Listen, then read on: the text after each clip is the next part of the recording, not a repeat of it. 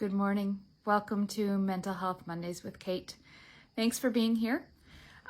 This morning we're going to do a maybe not very brief, I don't know, but a brief Depression 101. I want to address some of the myths that are out there about depression and talk a little bit about something called situational depression versus clinical depression. I think one of the biggest myths out there is that people with depression can just get out of it. So I want to talk first to those of you supporting people with depression. If you are supporting someone who has depression, telling them to get over it, telling them to push through it, you're wasting your breath. It doesn't work that way. What you can do is say, what can I do today? How can I help today? Is today a day that you need a little help getting up off the couch? Is today a day that you just need to be encouraged and reminded that you don't have less worth as a person just because you're battling depression? What do you need to hear today? If you are a person who has depression, hear this. I know, and I fully agree, that you need to talk yourself out of certain depressive cycles. I've been there. I know that that's it. But I also know that there are days that to do that really won't work. So you have to get to know your own cycles of depression. You need to know what is a day where it's a level at which you can push yourself to go through and do what you need to do. What are the levels in which you really need to just peel back and do the bare minimum? Use trackers. Trackers are so helpful because clinical depression and situational depression work together. So trackers can help you identify patterns. What are triggers throughout your day, throughout your week that can sometimes add to maybe a base level of clinical depression that you have, chemical depression. I didn't mean clinical. So it's not just being sad. I think that's another misnomer that's out there. Depression isn't necessarily about being sad. Some people feel it that way. Some people experience it that way. Extreme sadness can lead to situational depression, but that's not a foregone conclusion. So if you're grieving, you very likely aren't depressed. You're grieving, and that's a whole nother ballgame, and we will get there, I promise you. We'll talk about that. But so can grief become depression? Possibly. More likely what's happening is grief is putting you in a state of depression higher than what you normally face. And so there's that. But again, we'll talk about that later. Beyond sadness, it's a deep lack of motivation. It is a thought pattern that includes things like, what's the point? Why bother doing this? It is going to work, and kudos to you who have to do this. It's going to work, doing your job, all while feeling disconnected, all while knowing that you are not giving 100% and feeling torn on that. And that's where guilt sometimes comes into the mix. So depression can often feel like clawing through a fog. Hard to find joy, hard to find something to laugh about.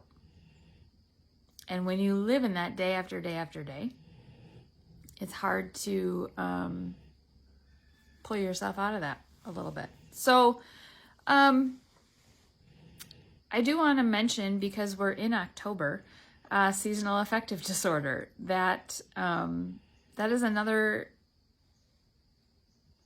I don't like that it's called a disorder, but it's another thing that can happen if you live in places with very minimal sun exposure, right? Pacific Northwest, you get a lot of rain. Midwest, we're coming into that season.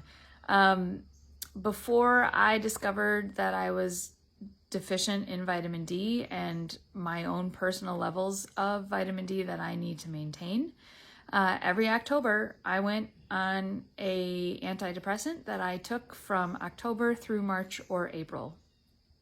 And I did that because I have a very, very minimal clinical chemical level of depression that is just always there. I've learned how to deal with it and maintain it, and it's fine until the sun goes away, and then it just amps up to a level that I can't handle, and I usually end up calling my doctor because I'm sobbing at my desk. That's kind of my like, oh, hey, it's October and you haven't started your antidepressant yet.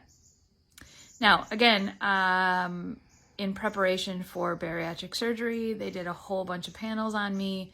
I was deficient in vitamin D. They did a vitamin D burst for me, and that just showed me what a difference vitamin D can make. So now I'm able to self-manage.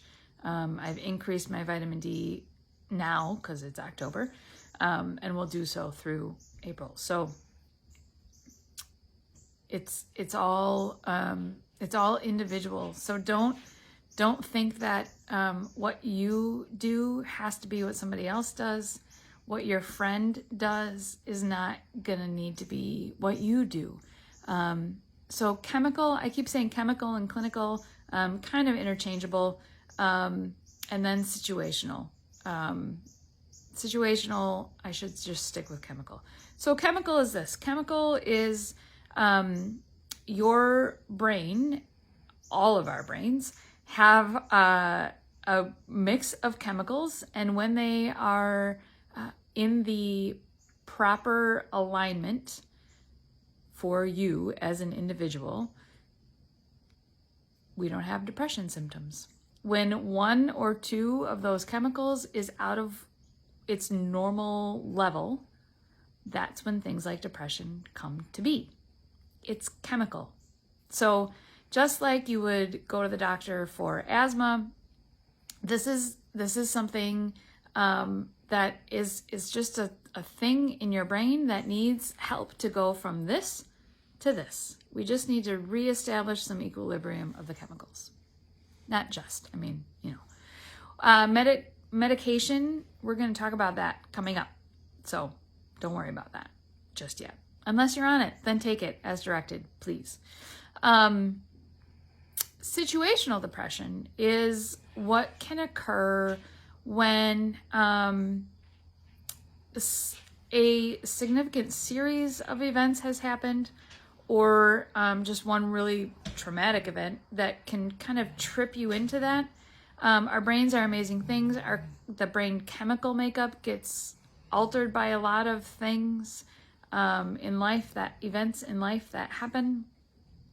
So situational depression can occur for people who have a quiet underlying chemical depression that maybe they aren't even aware of because they just manage it. Or to people who don't have that underlying chemical depression, it just shows up. And so the situational depressions primarily are dealt with through therapy, and often do not require medication, but sometimes do. So again, we'll talk about medication.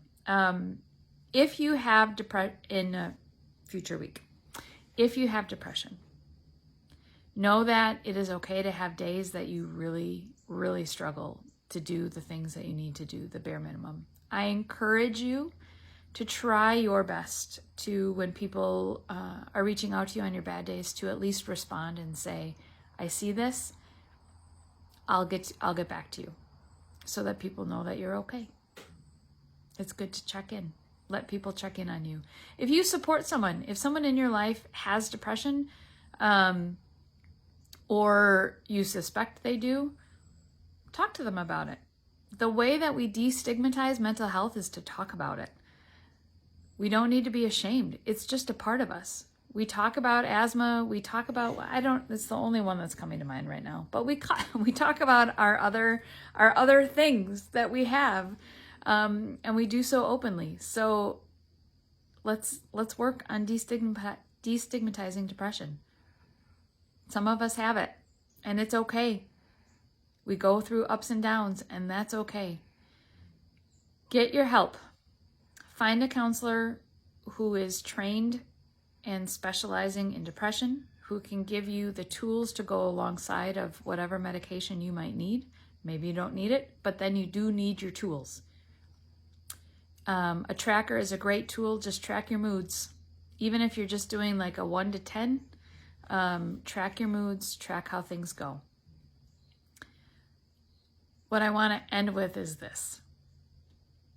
Whatever diagnosis you have, whether it's a mental health diagnosis, a physical diagnosis, that diagnosis is not you. You are not a person who can be labeled by their depression. It is a piece of you. Just one little piece of you. It's not all of you. Surround yourself with people who understand that. Surround yourself with people who can listen to the way you talk to yourself and talk about yourself and can interrupt you and say, no, you aren't depression. You have it. It is a part of you. Okay? Start there. If you want to know what's coming next, subscribe to www.katejmeyer.com. Those of you who are already subscribers got the first newsletter, Kaleidoscope. New subscribers, if you start subscribing now, I will send you the first edition. Big special announcements happening that won't come out on social media for another week, maybe 2. And included in that is the schedule of upcoming Mental Health Mondays as well. You are more than your diagnosis. You are a full person. Know that. Find people who can tell you that, and be sure to share that with somebody else today. We'll see you soon. Bye-bye.